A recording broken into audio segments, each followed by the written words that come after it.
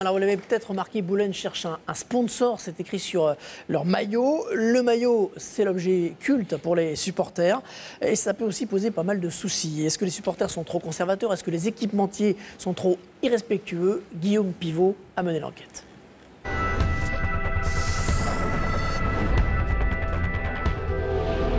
Tombé dans le piège du marketing, les Nancéens. Au placard, le second maillot chocolat, trop proche du rouge de Valenciennes, mais pas de solution de rechange.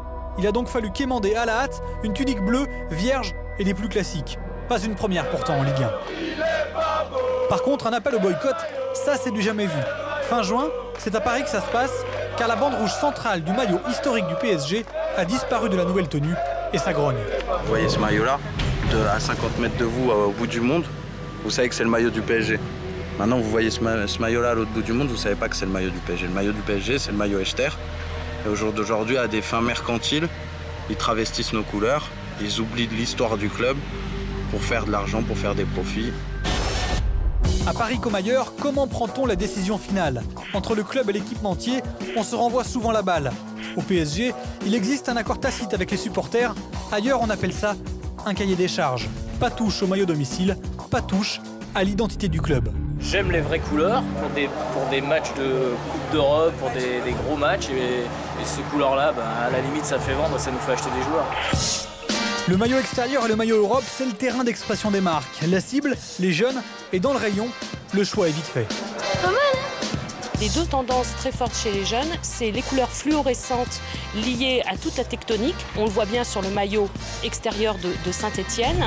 Et puis la deuxième tendance, c'est la tendance des mangas. Sur le maillot, le troisième maillot de l'Olympique de Marseille, on voit qu'il y a une espèce de sculpture. En fait, le maillot est sculpté avec un relief pour s'inspirer de tout ce qui est l'univers du manga, qui est très apprécié des jeunes.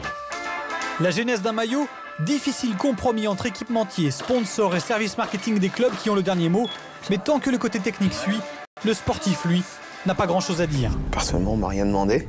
La plupart des clubs innovent en trouvant des couleurs un peu flashy, un peu spéciales.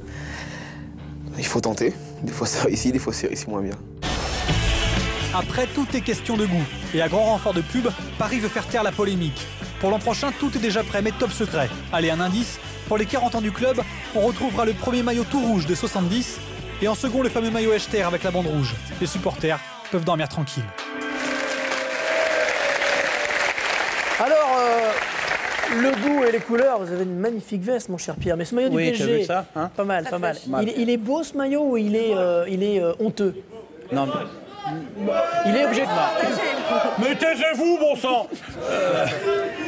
Moi, par goût, je le trouve plutôt joli. Ce que je trouve quand même incroyable, c'est qu'il faut quand même vraiment rien avoir à foutre de sa vie pour aller faire une manif pour un maillot de foot dans la rue.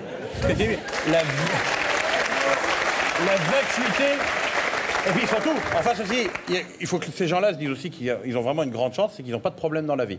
Parce que si on est juste à aller chialer parce qu'il n'y a pas la bande et que c'est pas le maillot Echter.